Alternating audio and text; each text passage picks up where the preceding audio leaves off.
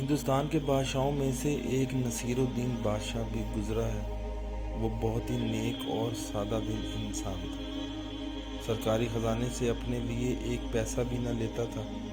گزر اوقات کے لیے اس نے خوش نویسی اختیار کی، کلام پاک اور دوسری کتابیں لکھ کر ان کی آمدنی سے اپنے اخراجات پورے کیا کرتا تھا۔ ایک دفعہ کا ذکر ہے کہ کوئی رئیس نصیر الدین بادشاہ سے ملنے آیا۔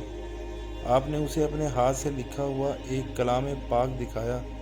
رئیس اسے دیکھ کر بہت خوش ہوا، پھر غور سے ملاحظہ کر کے بولا، اس میں کچھ غلطیاں ہیں، ان کو درست فرما لیجیے۔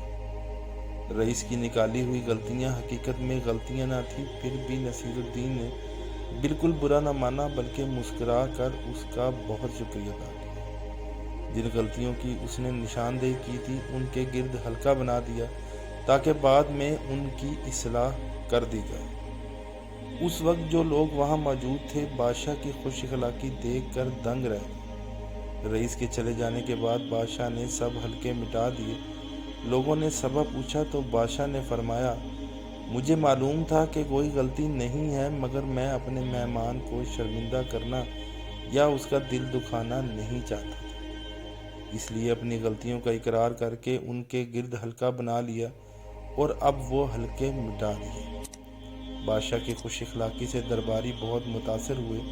وہ حیران تھے کہ اتنے بڑے بادشاہ نے ایک معمولی سے رئیس کی دلجوئی کے لیے اتنے زبردست اخلاق کا مظاہرہ کیا۔ بے شک جو شخص اللہ اور روز آخرت پہ ایمان رکھتا ہے اسے چاہیے کہ خوب اچھی طرح اپنے مہمان کی تعظیم و تکریم کرے۔